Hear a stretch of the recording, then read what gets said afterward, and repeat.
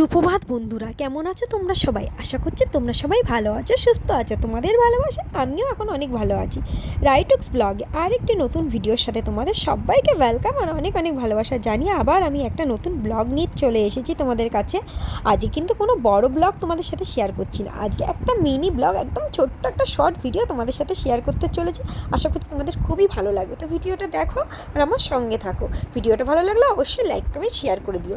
তো সকাল সকাল রান্নাবান্না করে রোজকার সব রুটিন, মানে রোজকার কাজকর্ম যেগুলো থাকে সংসারের সমস্ত কাজকর্ম সেরে তারপর কাচাকাচি করে তারপর স্নান টান করে দেখো চলে এসেছি ঠাকুর ঘরে পুজো দিতে। আর আজ ছিল যেহেতু বৃহস্পতিবার, আর গোপুসোনা কিন্তু ওই বাড়িতে, গোপুসোনাকে এখনও আনা হয়নি। তো আমার পুজো আসতে সব কিছু কমপ্লিট হয়ে গিয়েছিলো। তারপর খাওয়া দাওয়া করে বিকালবেলা চলে গিয়েছিলাম ওই বাড়ি, যেহেতু আমার ছোটো মাসিমণি আর মেসো এসছে, একটা আনন্দের বিষয়।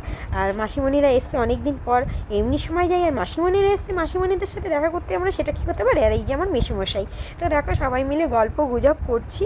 তো মাসিমণিরা এসছে, আসার কথা ছিল বিকালবেলা, কিন্তু আসতে দেরি করে ফেলেছে, 7টা বেজে গেছে। আর আমি কিন্তু বিকালে পৌঁছে গিয়েছিলাম। তো কিচ্ছু খেতে চাইছে না, বলছে শুধু একটুখানি রচা খাবো। আর মাসির কিন্তু পায়ে ভীষণ ব্যথা, তাই মেসো বলছে, মাসিও বলছে, সেটাই দেখাচ্ছে। তো দেখো কিছু খাচ্ছে না, যেহেতু অনেকটা দূর থেকে এসে শুধু জলই খেয়ে যাচ্ছে। তো এটা ওটা খাওয়ার কথা বলছে, কিছুই খাবে না, বলছে পেট ভরা। আর খুব গরম লেগে গেছে, দেখেছো মাসির খুব কষ্ট হয়ে গেছে, এসেই শুয়ে পড়েছে আর মেসো জল খাচ্ছে। তো খুবই সুন্দর একটা সন্ধ্যা কাটালাম, খুবই সুন্দর মানে মুহূর্ত কাটালাম। অনেকদিন পর আপনজনদের সাথে দেখা হলে তো মনটা বেশ খুশি হয়ে যায়। তো এই ছোট্ট ভিডিওটা তোমাদের সাথে আমি শেয়ার করলাম। তোমাদের কেমন লাগলো তোমরা কিন্তু অবশ্যই কমেন্ট বক্সে জানিও। সবাই খুব ভালো থেকে সুস্থ থেকো। তোমাদের ভালোবাসা আমার গলাটা কিন্তু এখন অনেকটা ঠিক হয়ে গেছে, আর ওষুধও খেয়েছি। তো চলো সবাই ভালো থেকে সুস্থ থেকো, দেখা হচ্ছে নেক্সট ভিডিওর সাথে। টাটা।